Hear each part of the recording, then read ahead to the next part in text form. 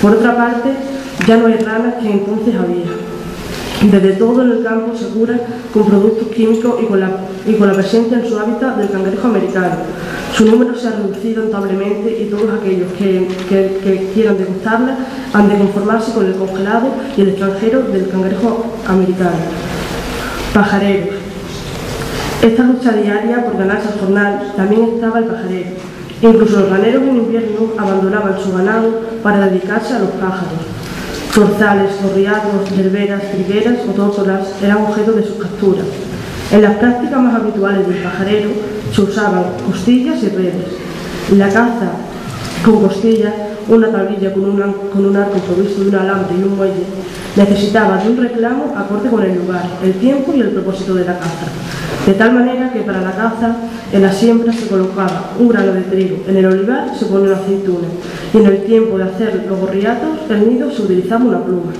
El pajarero conocía perfectamente a su presa. Cuando los pájaros iban a beber, lo hacían en grupo, así que los esperaban con las redes colocadas y en guardias para tirar del cordel que cerrase la red, y con ella la captura. También esperaban a los pájaros en la comida. En zonas de trigomollos y los trojos se preparaba un cacho pelado, una zona limpia en la que no se enrede la red. Colocaban el reclamo adecuado del que iban tirando hasta que los pájaros en su hambrienta búsqueda cayesen de nuevo en la trampa. El pajarero escondido en un chozo hecho de rastrojos espera paciente y alerta al momento en los que los pájaros entren al reclamo y caigan de nuevo en su red. Lo que hoy podría ser un mero entretenimiento era un medio de vida cargado de la seriedad y la responsabilidad que suponía su oficio y el sostenimiento de la familia. El pajarero tenía que trasladarse a las Rozas, al río San Juan, al Guadiana o al Mataché, y lo hacían de la manera en que sus posibles le permitían, caminando, en burro o en mula, en bici o más adelante en moto. Incluso llegaba a pasar largas temporadas fuera de su casa para buscar mejor botín y mejor comercio. Muchos se trasladaban a Mérida y Almendralejo durante menos un mes para cazar y vender tórtolas y otras aves antes de que éstas se recogiesen en su migración a África. Tanto las ranas como los pájaros se vendían por las casas o se hacían con ellos calambache, de manera que se cambiaban por matanza, aceite, huevos y grano. Solo entonces su esfuerzo se veía recompensado y su objetivo cumplido.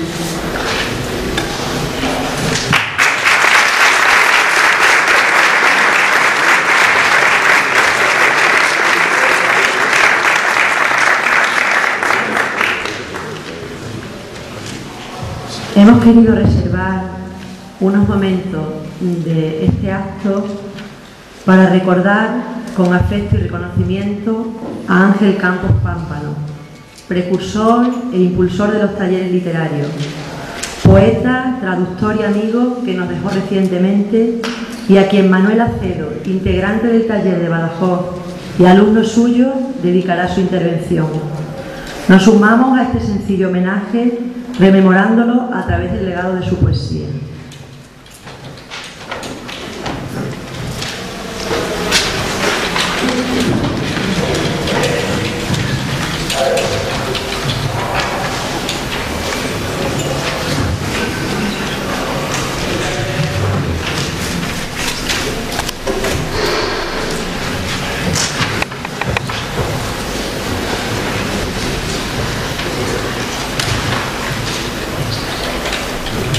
Buenos días, tardes, a todas y a todos, con afecto, con cariño y un poco nervioso.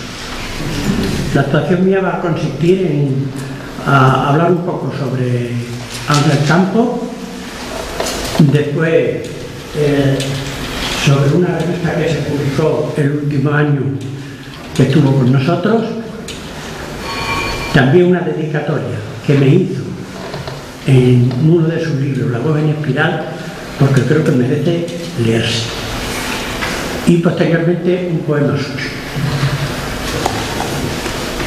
Ángel Campos, Pámpano en el recuerdo.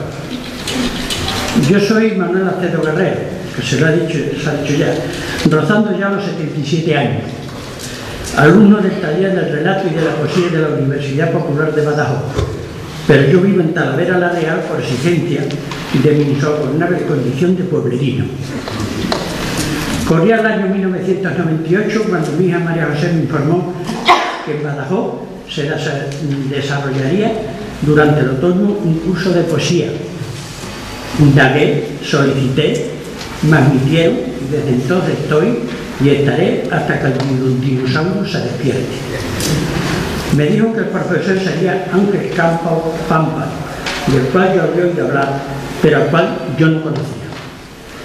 Cuando entré en el aula, un tanto receloso y tímido, me encontré con un grandullón con mostacho recortado y con cierto gozo de sonrisa. Sonrisa que aún no he podido descifrar si era de ironía, de desdén, de bondad o de complacencia.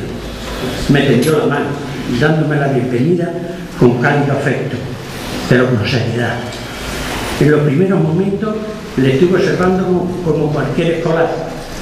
Tras mi examen, llegué a la conclusión de que el corpacho que teníamos delante en la mesa, en el uso de la palabra, emanaba humanidad, humildad y sencillez. No me equivoqué, y a lo largo de las clases resplandecía por su saber lingüístico y poético. Era afectivo y abierto, sin engreimiento, comprensivo con nuestras dudas, enseñaba con maestría y abundancia de conocimiento y gozaba enseñando, con su temperamento tranquilo, flemático y de hablar sosegado. Siguiendo la máxima de su madre, procuraba ser feliz con lo que hacía. Su lenguaje era claro y llano, sin uso de frases rebuscadas ni farragosas definiciones. Con él entramos en los íntimos vericuetos de la poesía y de la narración. Con él aprendimos, yo por primera vez, esos poemas cortos y sencillos de origen oriental llamados haiku y tanka, de los que gustaba hacer y comentar. Sus correcciones eran tan estimulantes, sin acritud, y cuando el trabajo estaba bien hecho, entonces felicitaba con la misma llaneza que corregía. Era partidario del buen hacer, del buen decir y del buen escribir. Solía insistir que había que cuidar mucho tanto la forma como el contenido. Buscaba la perfección y la concisión. Rechazaba los tópicos. Gustaba del uso del adjetivo siempre y cuando decía se identifique con el sustantivo. De lo contrario resulta un pegote. El último año, en vista de que el grupo progresaba, dijo que si él seguía, trabajaríamos en un proyecto de relatos y de poemas. Marchó a Lisboa. Cuando volví a verle, yacía en el ataúd de la iglesia de San Vicente de Alcántara. Su ausencia o vacío está lleno de saudades. Cuando supe de su muerte, confieso que lloré. Cogí el bolígrafo, que siempre va conmigo, y saqué el trozo de papel que siempre llevo en el bolsillo y me salieron estos pasos. Adiós, maestro, adiós. Y en el grato recuerdo, tu semilla germina creciendo en versos en la mano de tus alumnos del taller de la poesía. Ya solo me resta proclamar el deseo que haya en el paraíso de la Divina Comedia, donde todos los poetas tienen un lugar preferente. Dios te dé su eterno descanso y la luz perpetua, que así sea.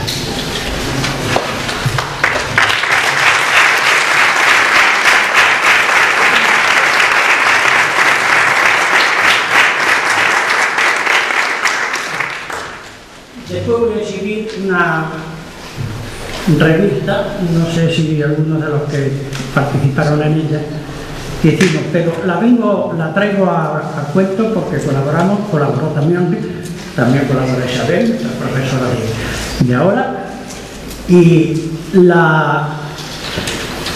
le pusimos el nombre de Pámpanos, pero tanta la humildad y la sencillez que rogó por favor que se quitara lo de Pámpano y se buscara otro título por las connotaciones que tenía con su segundo apellido y por evitar ciertas interpretaciones.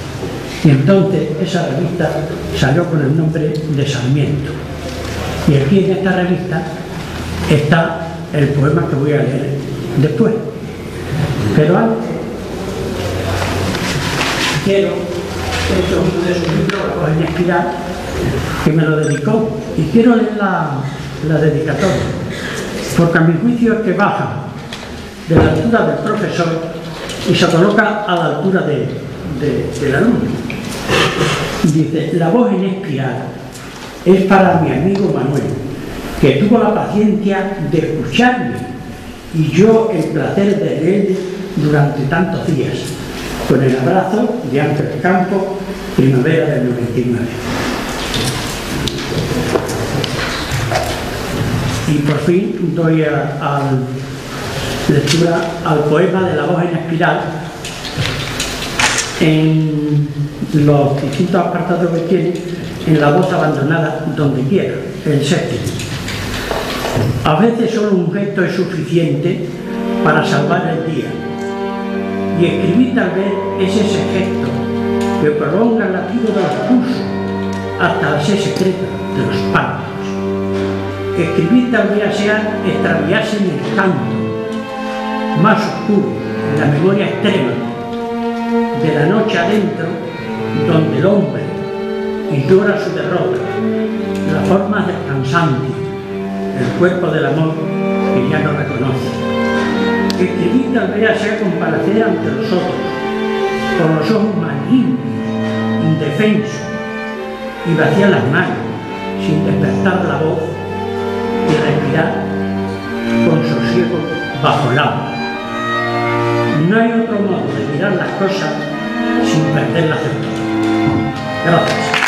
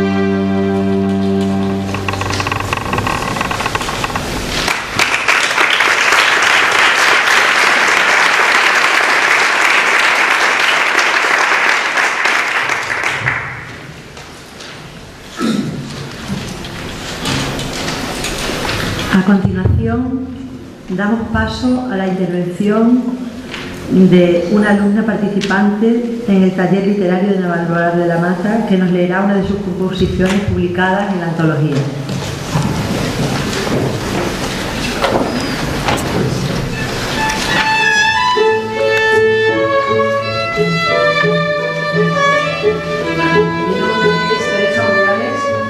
Y como dice, pertenezco al taller de la Navalmoral de la Mata que dirige Pilar Galán. Este año hemos estado trabajando con Pilar la poesía y hubo algunos debates en el taller acerca de qué es o qué no es poesía para nosotros. En un momento dado Pilar nos pidió que compusiéramos un soneto, si podíamos, y mi intento es este que hay aquí. Se llama ¿Qué es poesía para mí? Como una lava ardiente se derrama, la voz que brota y fluye suavemente, como canto que nace internamente y en el verso muestra desmograma. Así alaba el poeta lo que ama y procura laurel para su frente, y así habla diciendo lo que siente y conmueve al gritar lo que reclama. No desdeñe el que escribe la cadencia, ni en el verso la belleza y con correcciones, ni descuide medirlo con paciencia. Que no ignore en el verbo la emoción y no olvide el perfume de la esencia si pretende lograr la perfección.